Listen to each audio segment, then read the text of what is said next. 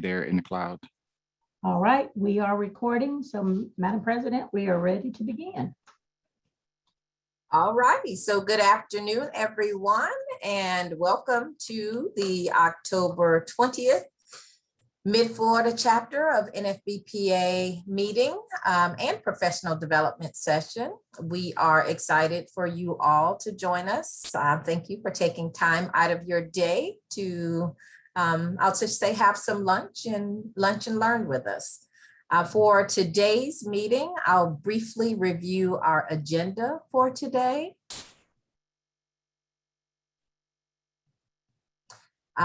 Besides welcome and introductions, and I guess I should introduce myself. I'm Carla Bell Johnson. I am the chapter president for the Mid-Florida chapter of NFBPA.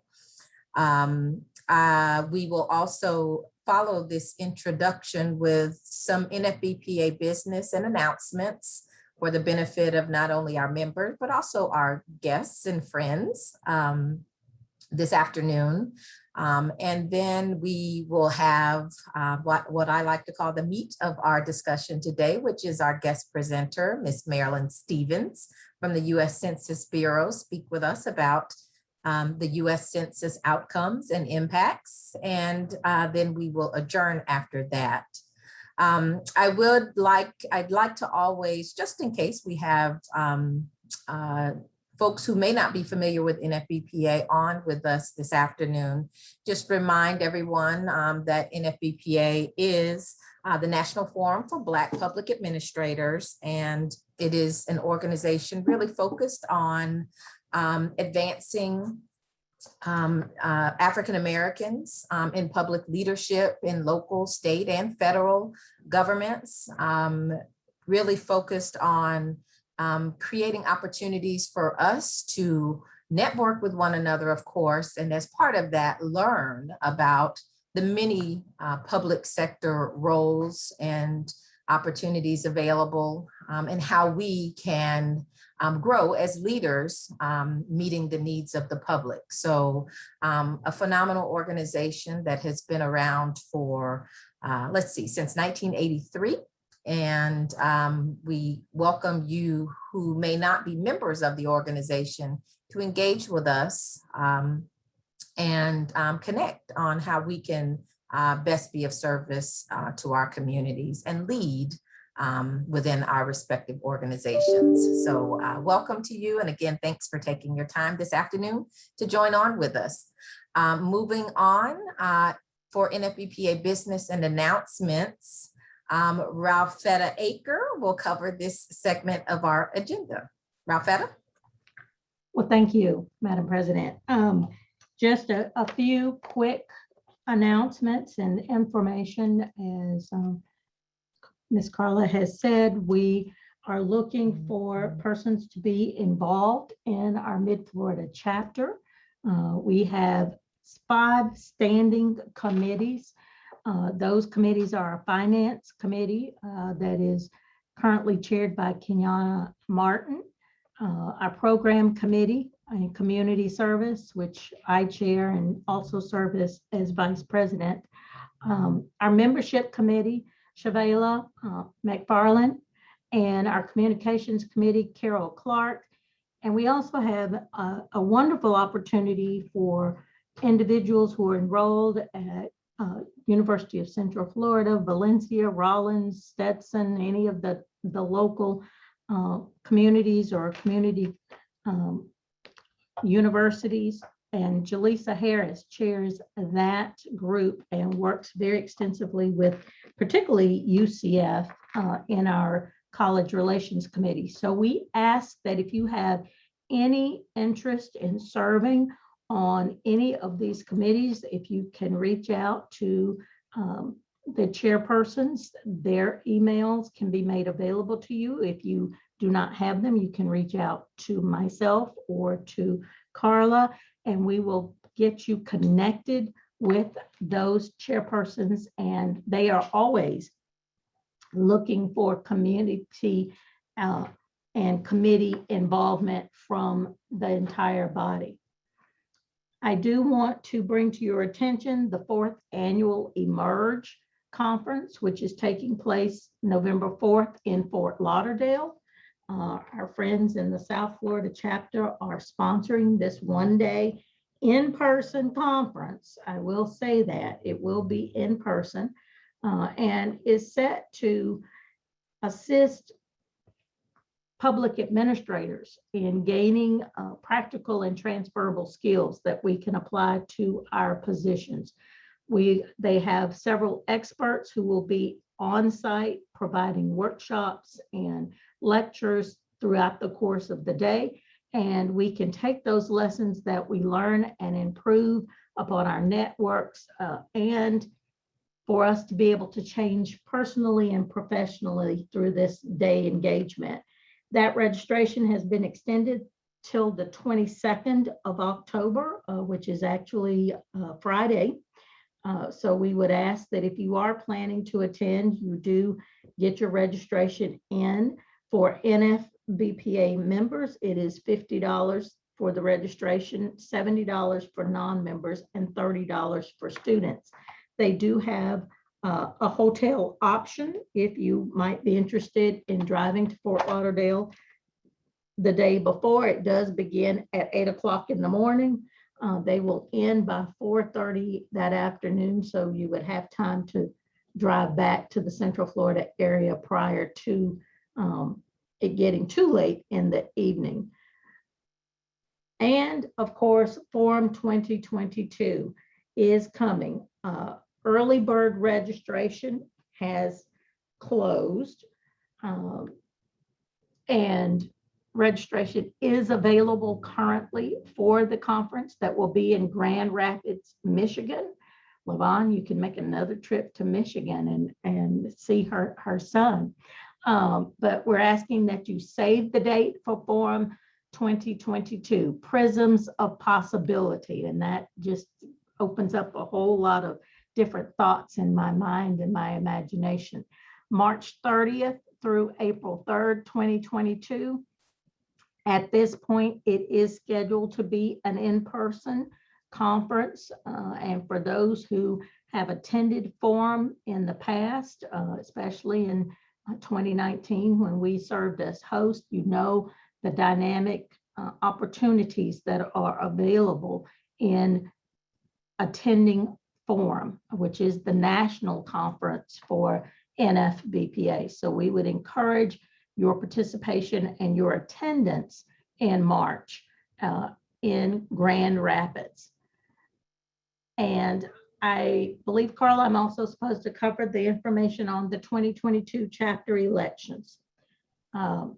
As you all know, we have a set of 6 officers that are elected by the body of the Central Florida, Mid-Florida chapter, president, and you have seen and met and been introduced to our current president, Carla Johnson, the vice president's position, secretary, treasurer, parliamentarian, and historian. I don't think I have to outline the duties and responsibilities of those positions, as they are pretty much indicative of those types of positions in other not-for-profit organizations and community organizations. In November of this year, the nominating committee will be appointed by the president. So if you are interested in serving as a member of the nominating committee, please let Carla know quickly, as she will be working on that list of persons. And so if you can get her an email to indicate your interest. If you have an interest in one of these executive committee offices, let us know. So we can also make sure that your name is provided to the nominating committee in time for them to review and to get our ballot put together for April of next year. I'll outline the process, but by the 1st of November, the Mid-Florida NFBPA@gmail.com if you are interested in serving in one of these positions. And the committee members must be in current financial status, registered by the national organization. And our membership chair, Shavela McFarland, is available to answer any questions that you might have about your membership. So please check. Anyone who is financial is also then eligible to seek office and to hold a position. And so in next month's meeting, we will further outline the election process, but we want to have, before we get into the holidays, we want to have that nominating committee in place and begin to receive nominations for those positions. Are there any questions around any of that information that we provided?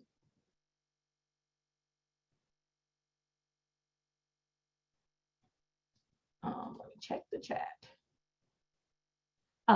Yolanda says Grand Rapids is a great city to visit. Forum should be a great time. So we are so glad she's been there most recently, I think, as a part of some of the meetings with the executive council there. So we look forward to seeing you all in Grand Rapids, and we look forward to having you join us there, as well as join us in some of these leadership opportunities. I don't see any questions, so are we ready to proceed? Yes, Frau Feta, thanks. All right. Well, I am pleased today to introduce to our membership and to our friends and those joining us today, Marilyn Stevens. And Marilyn Stevens comes to us as a long time, 23 years of service with the Census Bureau. In November of 2016, she was promoted to the Assistant Regional Census Manager for the 2020 census for the Atlanta region. In this capacity, she manages the community engagement and partnership program and media team throughout the region. Moreover, she meets and has met with and serves as the agency's liaison to the region's 7 governors. The Atlanta region is responsible for census operations in Alabama, Florida, Georgia, Louisiana, Mississippi, North Carolina, and South Carolina. Wow, that's a huge geographical area. Recently, she has held a position of data dissemination specialist, media lead, and congressional liaison for the United States Census Bureau. And moreover, she serves as the liaison to the region's 7 governors' offices. I can imagine that is quite challenging. Prior to that, for the 2020 census, she held the position of Assistant Regional Census Manager, the 3rd level of supervision for the Atlanta Regional Census Center. In this capacity, she was responsible for a staff of more than 400. And these consisted of program coordinators, media specialists, partnership assistants, clerical support staff, and team leaders. As I indicated, she has 23 years of tenure with the Census Bureau, and she has worked in the Chicago region and held several positions throughout her tenure with the Census Bureau. Most indicative of Marilyn's commitment to public service has been her involvement in the educational arena. During her career, she has successfully served as the executive director of Citizen Schools Committee, Chicago's oldest nonprofit educational advocacy organization. Commissioner on the Chicago Public Schools Monitoring Commission for Desegregation Implementation under a consent decree from the federal court system, and president of the Chicago Panel on School Policy and co-chair of the Chicago Citywide Coalition for school reform. She has a public servant's heart and a commitment, it appears, to our children. In November of 2003, she received the Bronze Medal Award, the highest meritorious honor given by the U.S. Census Bureau. She was also awarded a Team Bronze Medal Award in 2010 for her management work on the 2010 census. She has numerous other honors and awards that include the Census Bureau Director's Innovation Award, one of Chicago's top business and professional women, a Federal Employee of the Year nominee in 1999 and in 2001, Essence Magazine's one of the African American women behind the census in 2000, and a Research Executive of the Year for Target Market News Incorporated. She is currently the chairwoman of the South Florida Federal Executive Board. The Federal Executive Board system was a creation of President John F. Kennedy, and it has received reauthorization and granted by subsequent presidents. She is one of the most requested Census Bureau speakers. To date, she has facilitated more than 800 workshops and presentations across the country. And these include a plethora of different organizations, community groups, not-for-profits, and governmental entities. This Miami, Florida native also earned a Bachelor of Arts degree in marketing. And I would say we are very pleased and we are thrilled that Marilyn was able to fit us into her schedule today with her background and her experience in the census. I am sure that we will find that we will leave this meeting highly energized and more informed on the impacts that the census has in our communities and the programs and funding that follow. So Marilyn Stevens, we thank you for sharing your knowledge with us today, and on behalf of the Mid-Florida chapter of NFBPA, welcome. Thank you so much for inviting me. I thank Carol Clark. Has been a long time census partner and really a friend. And when she contacted me, I said, let me take a look at my calendar. And I said, I'll be so pleased to do this. I really enjoy being on these forums, especially with Black public administrators, because I feel that census information is just one of the tools that you can use in making your job easier. I must say that I am very happy that the 2020 census is over. When we had to shut down because of COVID-19 and had to retool our timeline, I can't even begin to tell you the challenges that we faced in getting through this census. You know, I would always tell our staff that every census is historical.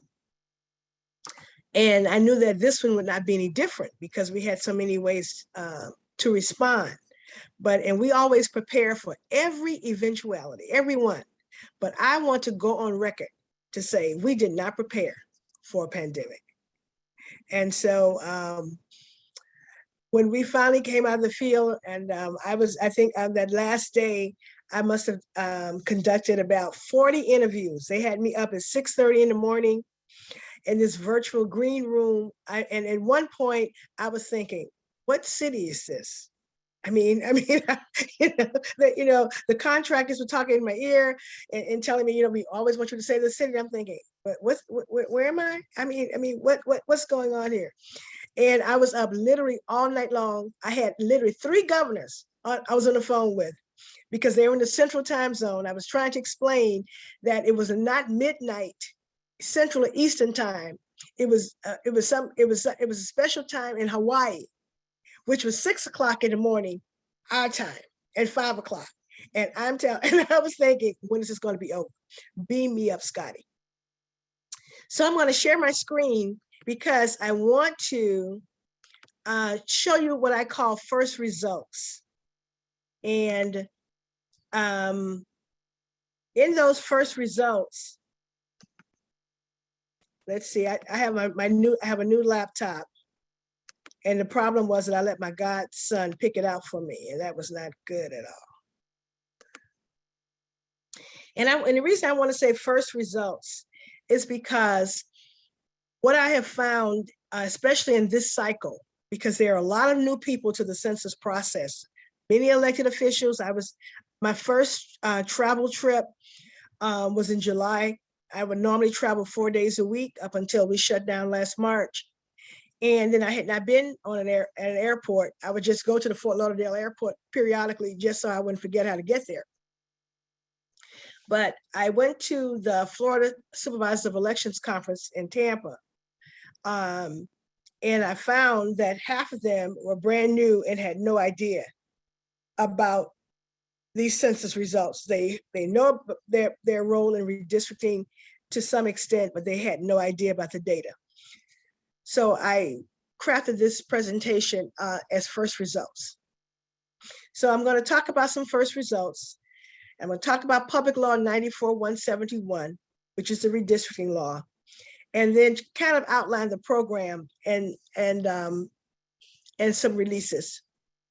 And then I'm going to talk about beyond redistricting, community outreach, because the census is such larger than life, and most people don't realize that the reason we take a census is for apportionment, to determine how many seats in Congress that each state will get, and to redraw those lines. Because in a census, there are I guess 4 things to remember.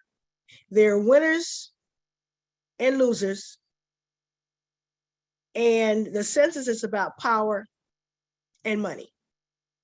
Although we do about 200 other surveys, but there's no other information that we publish speaks so much to apportionment. That's the reason we take a census. So I want to introduce some other data products. One is brand new, hot off the press. You're just a second group that I've talked to about this. And I really, the person that developed it is retiring in December. So I've been spending a lot of time with him to understand what's coming next in this, because this is a tool I think that you will enjoy. As you can see in our first results, Ms. Stevens, that the nation's population is more than 331 million. And if we had been in a routine operation, Ms. Stevens?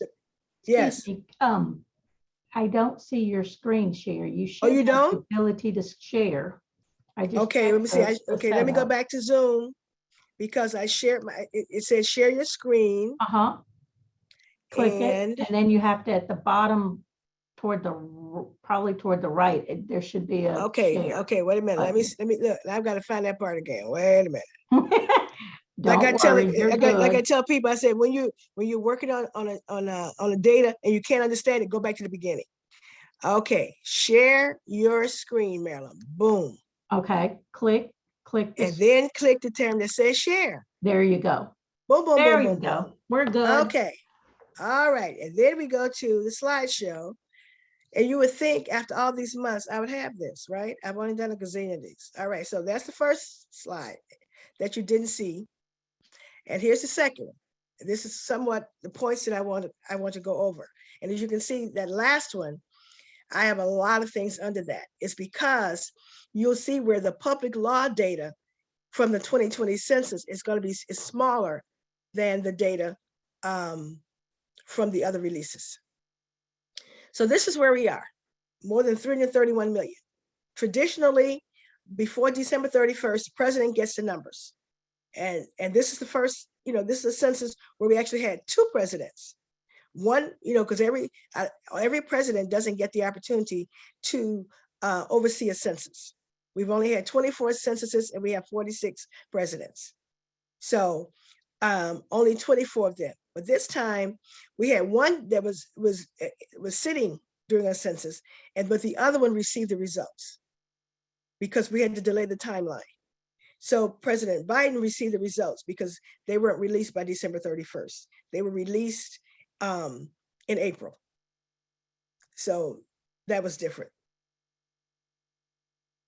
And overall, the nation, the population growth somewhat slowed, only because many parts of the country was losing population. But as you can see, when you look down at Florida, we gained population. We grew by almost 15%. And I don't have to tell you guys because you sit in the area of growth. Central Florida is the high growth area for the state of Florida. Other places grow, but not at the rate of Central Florida. And of course, in our 7 states, Mississippi did lose population. I was already prepared for my speech when the governor called me, because the previous governor, when we put the estimates out and it showed how Mississippi was losing population, I got a call one day. I've been trying to get a hold of the Mississippi governor and couldn't. And then one day about 5 o'clock, I said, let me shut my computer down. My tour duty ends at 4:30. This is Friday. So I shut my computer down. I get this phone call. This lady says, Ms. Stevens. I says, yes. She said, from the governor's office of Mississippi, the governor has a question. I said, she said, I think, are you the right person? I says, yes. And I said, just give me the question and I can research it and get back to you. She said, but the governor is here. Can you talk with him? And I'm thinking, yes. And so as I rebooted my laptop, it struck me. He must be talking about that we just published that he's losing population. Sure enough, he comes on and I said, Governor, I'm so happy to hear from you. I've been trying to get in touch with you for 2 months, and because I need to come to Mississippi and meet with you. And he said, and we haven't gotten back to you. I said, no. He said, well, well, can we call you Monday? I said, sure. He said, but I want to talk about losing this population. And of course, you know, the new governor came in, he was unhappy. So when we put these results out, when I got that call, I recognized that number. I started not to answer. I said, but they're just going to call back. So I answered and I told him, I said, you did such a great job that you only lost 0.2%. And that's good. Well, that didn't work so well either, but you know. So in these first results, most people don't realize it, that we, in apportionment, to determining how many seats a state gets, and that's in what states want. They don't want to lose. They either want to do 2 things, maintain or gain. It was projected by many universities in their models that Florida would gain 2 seats. Florida did not. It only gained 1. It was projected Alabama would lose. And when we met with the Alabama governor, they said they were busy. She had just been sworn in. You guys understood the scandal. The other one had to resign. And we were there like 3 days later. And but when we told them that all the models, not us, but other people showed that Alabama may lose a congressional seat, that meeting that they were getting ready to cancel turned into 3 hours because we got their attention. So when you look at apportionment, we look at the resident count, the people who are actually here on our soil, and the people that are overseas. Now, what am I doing? I'm doing something wrong here. Okay, the overseas count. So as you can see, Florida was only one of 6 states that gained a seat. So that's how serious and tight this is. Last census, the state of North Carolina almost lost a seat. I mean, almost gained a seat. They lost, I think it was about 15,000 pop. And they weren't happy. So the whole decade, I had to hear this every time I went to North Carolina. And they said that their mark was that they were going to work like heck to get to gain a seat. And as you can see, these are the 6 states that gained. These are the winners. But this is what struck my eye. When you look at the 435 seats in Congress, and you guys have to deal with this a lot in your work, can you imagine that 4 states control 144 seats of the 435? And I said, that's remarkable.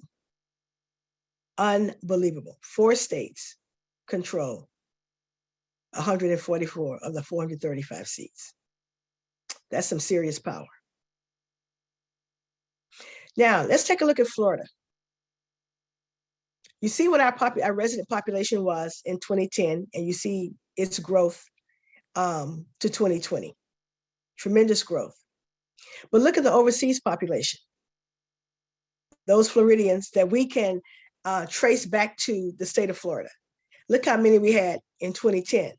Well, was not unusual. For whatever reason, there were less, over the decade, less overseas residents. And that's not just in the state of Florida, but across the nation. It was like it was cut in half. So most of the overseas population over the decade came home. And as you can see, we gained that seat when you look at our apportionment population. And that was important because why? Now they're drawing the lines, and the money is on that new congressional seat will probably be in Central Florida. So that's going to be interesting for you guys. This is my what if. This is my favorite thing when I need to laugh. What if? You know what I'm saying? What if I lost those 5 pounds over the course of the COVID shutdown? You know, what if I lost 10? What if? Well, I didn't. Okay, I was on the gaining side. So if we had 436 seats in Congress, then New York would have gotten an extra seat. If we had 437, Ohio would have gotten another. If we had 438, Texas would have gotten another. And if we had 439, guess what? Florida would have gotten 2 seats instead of 1. So this is the top 10 runner-up list, which actually means nothing. But it's just enough for when I go to these various states, I can just say, nah. But I don't say it anymore because Florida's in here too. Had we gotten 2 seats, then I would have been able to say that. But this is the runner-up list, like in the NBA. You know, what if, you had won Game 7? Now this is a who had next almost, maybe next time list. And as you can see, from 1940 to 2020, New York lost by 89 population. Can you guys see that? 89. And so we think that New York will more than likely, many of the cities are going to launch what we call a count, question, resolution challenge. Some cities in Florida did it last time, where they challenged the census results by 89, and they are not happy at all. That's crazy. And I was hoping we wouldn't say that, but we had to tell the truth. These are the top 20, these are top 10 most populated states. And of course, when Florida now ranks 3, and Florida was 4 up until 2014, when we grew faster than New York. And that's what you need to know, that Florida is not that other places are not growing. Florida is just growing faster. For whatever reason, we more people want to move in down in this area, and especially in Central Florida. But what you want to know is who's coming. You know, who are we receiving? Are we getting families? Are we getting young adults? Are we getting seniors? Are we getting educated people? You know, I mean, just who's coming? Why? Because as public administrators, you want to prepare for this. You know, you want to prepare for who's coming. Now, the public law 1920x1080 is a very restrictive file. This is for redistricting, and that's all you're hearing about right now. And most of the people that are working on this have no idea about this law, literally. How do I know? Because they called me, and I'm thinking, really? And the law dictates on what we were to furnish to the states to do their redistricting.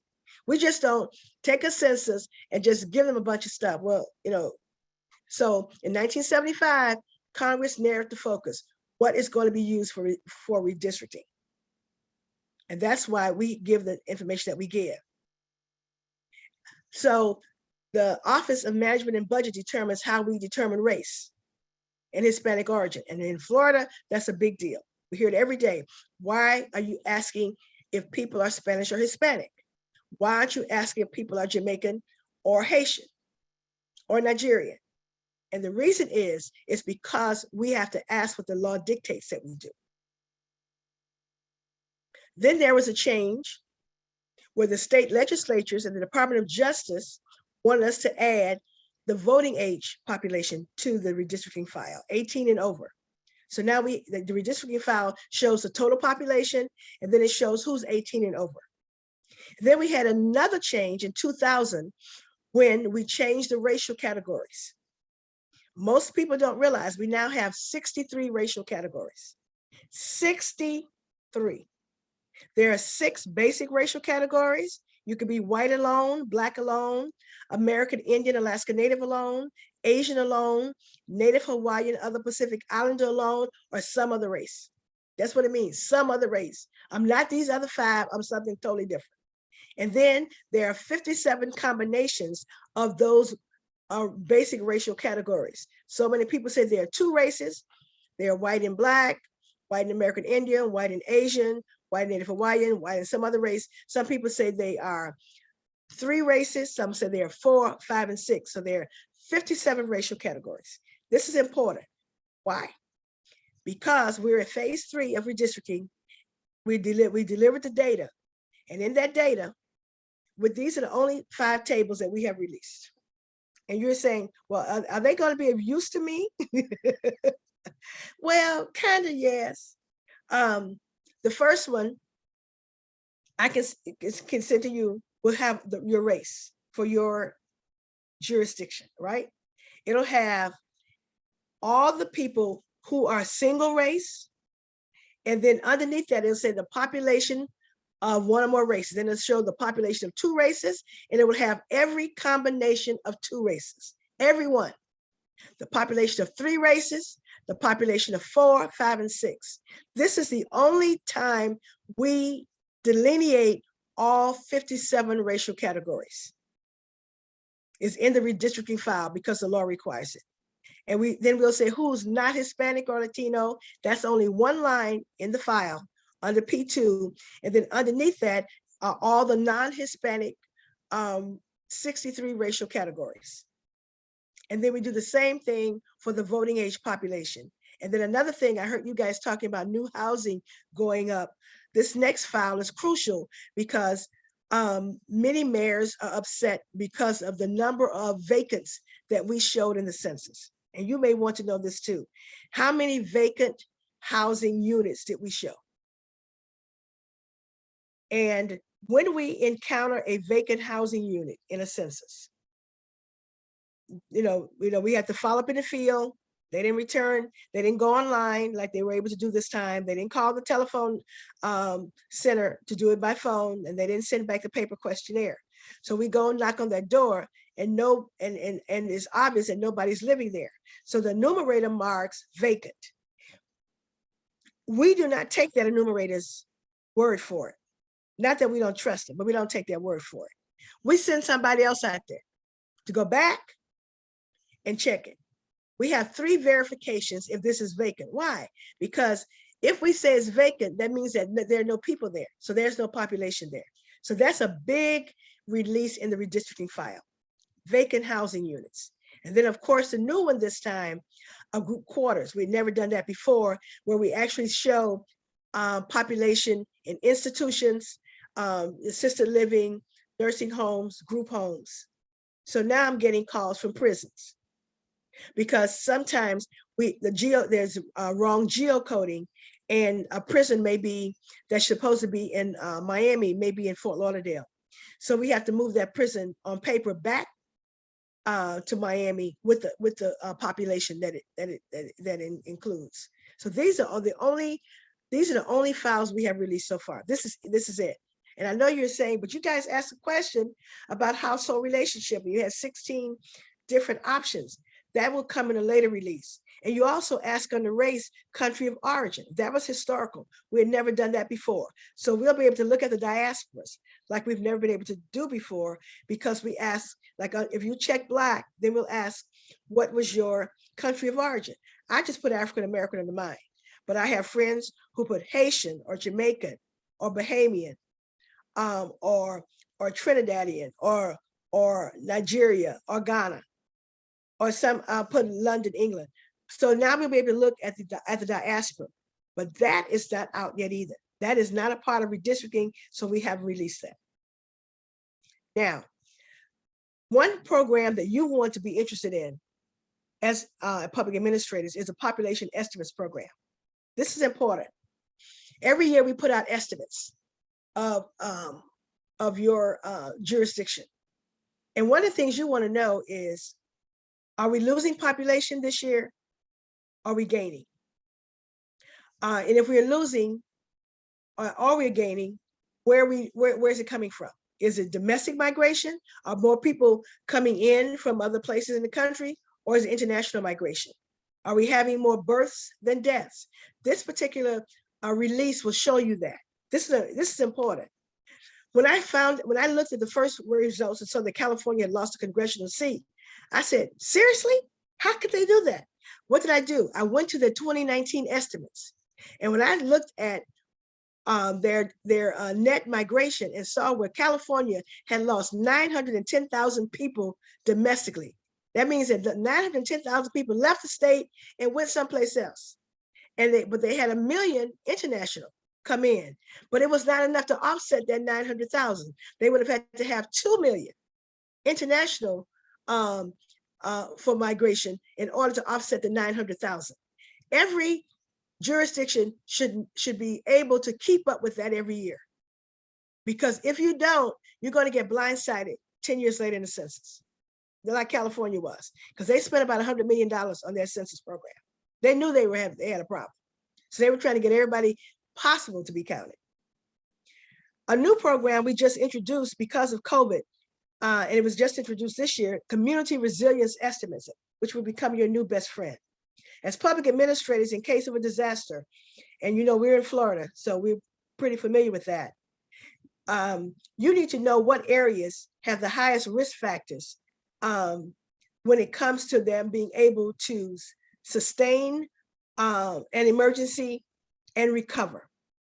And this new program will allow you to take a look at your county by census tract to see what the risk factors are. And then, of course, I hope all of you are familiar with the American Community Survey. If that's not your new best friend, I'm not talking to you guys anymore. The reason I say that is because the American Community Survey provides you with population characteristics. So you'll be able to track the characteristics of median household income, educational attainment, ancestry, median housing value, all of those things that you need in your grants from the American Community Survey. I have cities that call me every year, even though I have trained their staff. One administrator says, look, I want to hear from you. What are my new numbers? These are things that you need every year. You get them from the American Community Survey. And then, of course, there are ranking tables, and I want to talk about those. Now, what you have on the screen here is when I said the population estimates. You can see how the table is laid out. This one shows Hillsborough County. And as you can see, it shows the net migration and the net international migration. Then it shows the deaths and the births. So this is how you look at that table. And you can see this shows you what from April 1st, 2010, from the last census through July 1st of 2019. Then the other part of it just shows 1 year. So we put this out every year, and it shows a year to date. And this is something that you should be looking at. Are we getting natural increase in our growth? What is our net migration? Even if we're losing people domestically, are we making up for that internationally and vice versa? This is a table that's something that you should be familiar with.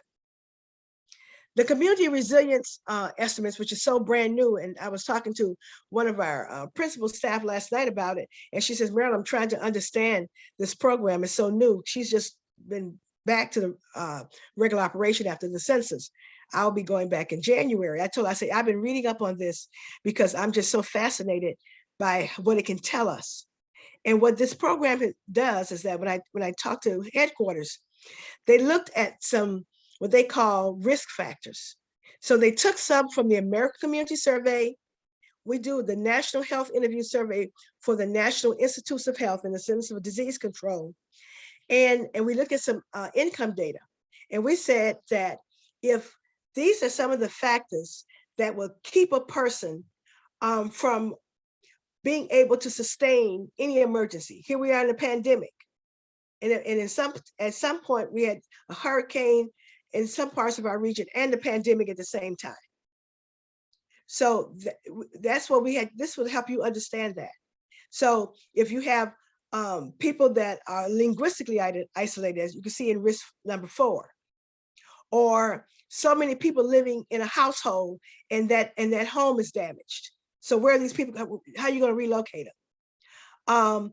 Or if you don't have any individuals in the room, we consider, and I hate this because I'm an old lady, that 18 to 64 are productive years.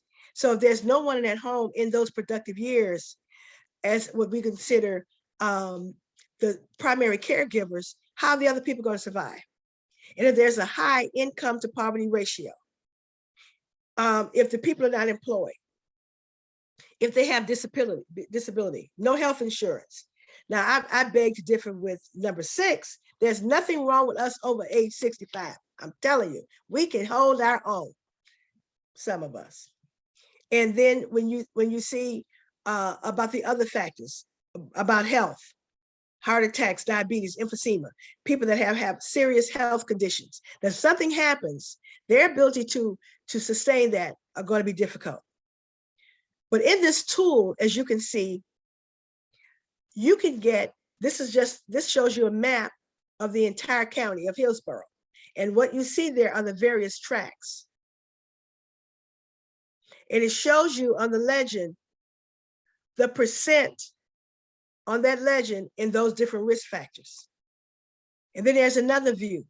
On this view, it shows you track by track. And you need to know the tracks in the areas that you work in. You need to have your planner should give you a track map and maybe overlay it by your commission districts or something. You should have this at your disposal. And when you look at this, you see these tracks.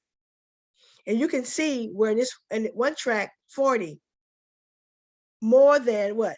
60% have 3 or more risk factors. So if you have a disaster and you're saying, where should we have shelters? Where should we position supplies? You'll know how to do this based on this program.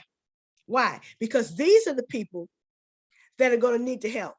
Not in places, and as you can, when you scroll down, this shows you the tracks with the highest risk factors, and it goes down to the lowest. So why would you have all that position in the lowest where they won't have as many problems as these other tracks? So this is a program I think you would like.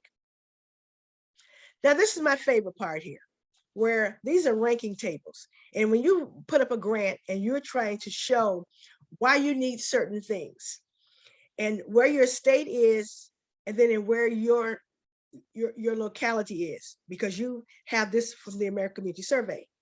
This shows where Florida is, the percent of Florida who are non-Hispanic whites, 53%, right? So that makes Florida 47% minority. The number of people, look where Florida ranks amongst the states for people that are 65 and over, number 2 in the nation. Grandparents as caregivers. This is new because it's a codicil in the Welfare Reform Act. So we had to include this question on the 2000 long form. In 2010, no, it was 2000 census, long form questionnaire. How many grandparents occupy the household of their minor grandkids? And of that group, how many are the primary caregivers? Not that they drop them off at 9 and pick them up at 5, but they drop them off in 2021 and get them in 2030. Primary caregivers. Florida has 28% of its grandparents that are primary caregivers for their minor grandchildren. Percent of people who've completed high school, Florida ranks 35. So if you're trying to put out an education grant, this could really help you. And then when you look at where your city is, you could be lower or higher. But what you want to do is that you want to do something to mitigate this. People 25 and over that have a bachelor's degree. This is where Florida ranks. 29. And then you want to know what's our percent, and in my locale, how many people? Well, because that goes to workforce viability. Broadband and internet, we were concerned about this. Why? Because this is an internet census. That was the primary way we wanted people to respond. And we had large swaths of Florida that did not have internet. I mean, I was on the phone with the lieutenant governor every day. And she was saying, Marilyn, what are y'all gonna do? I had to turn off my mute button. But anyway, and so you didn't hear that. But anyway, that was fun. But as you can see, even though it's overall 86%, but it's much lower in specific areas. In some places, we had to literally hand deliver all the census materials. And when the census had to be shut down, we could not deliver those materials. We were literally 3 months later delivering them. And the people were confused. Shucks, I was confused. Now, median household income. Look where Florida ranks. That's why it's kind of hard to keep good talent in Florida. You know, when I moved, you know, even though I'm from Florida, I spent most of my adult life in Chicago, you know, like everybody else. You know, I went to college chasing a man instead of going to HBCU like my mama did, but anyway. And so I ended up staying in Chicago, but the locality pay is so much higher. So it took my mother getting ill for me to move back to Florida. And you know, and when I talk to other federal agencies, when people come here, they leave. You know, it's a stepping stone because our median household income is low. Look at the median earnings for males. Take a look at that. Take a hard look at that. And look at the breaking news.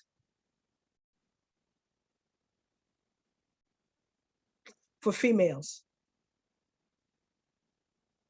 And the question is, what is it in your locality? Now, the percent of people below poverty. Look how high Florida ranks, number 7 of the states. But you may have a higher poverty rate even in your locale. And we have all that data for you. This is what struck me, that Florida ranked number 1 in its principal heating fuel of electricity. And I thought with all the storms we had, I remember growing up and being without power for 2 weeks. And I remember Hurricane Irma, how some people were out without power for almost 4 weeks. Our principal heating fuel is electricity. So anything that will affect our power grid becomes a catastrophe in our state. Wow. What's going to happen in your locale if you have a major power outage in those places with high risk factors?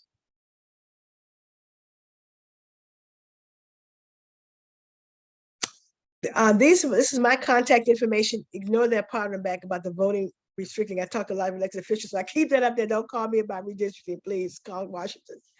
One of my emails is going to drop off, the 2020census.gov. It should have dropped off, but it's still active, they tell me. And so my career email is still census.gov.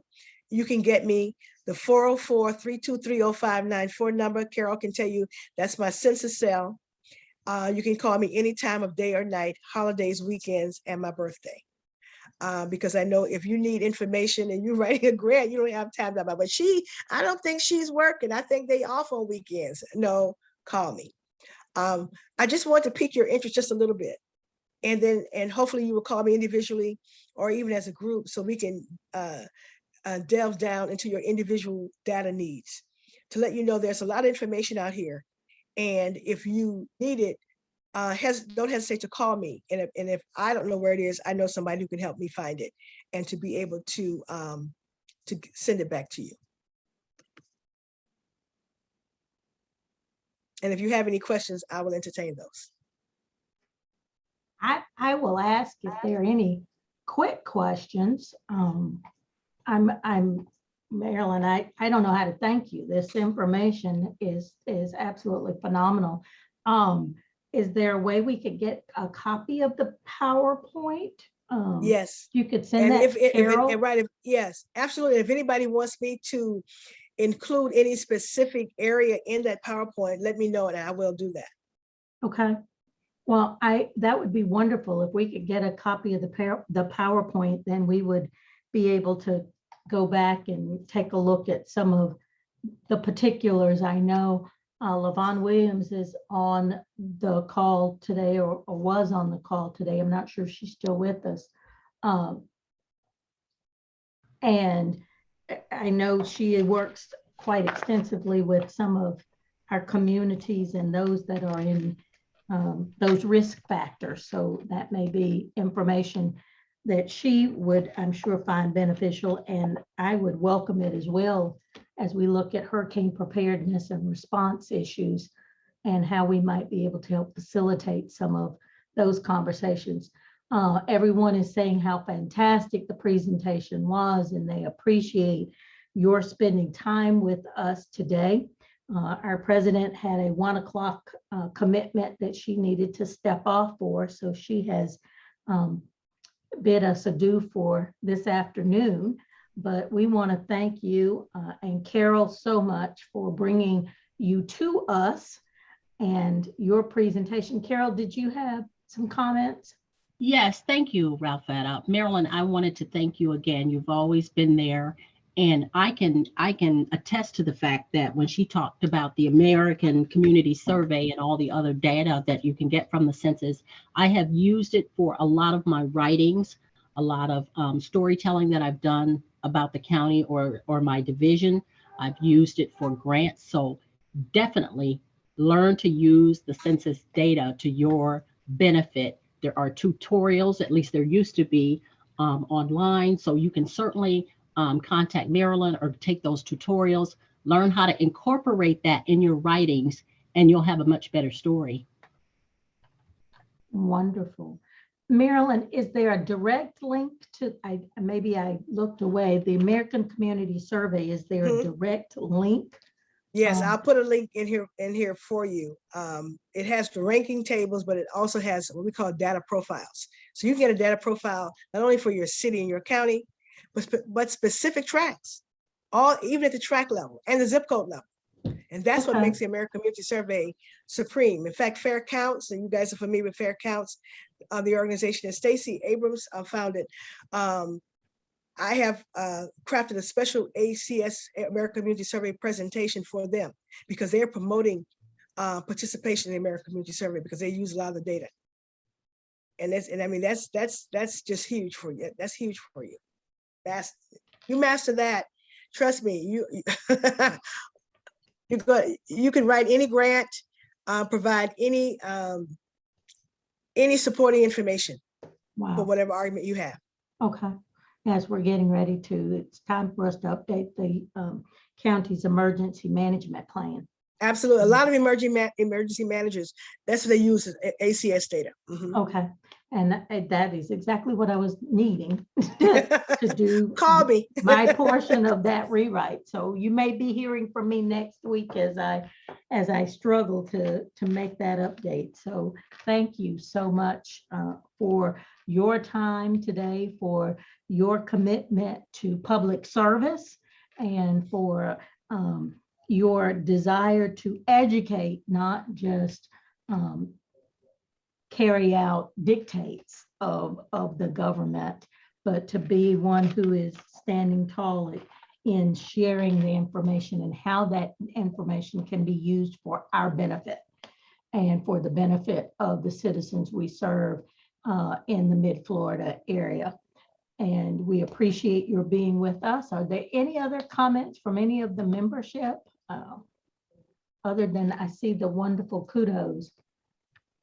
Quite informative and most appreciative for the insight. So I think we all will find ways that we can tie into and not just use the census. I know we are in the midst of our redistricting process and beginning those conversations, but it's good to know where now we have a new resource that we may not have used before.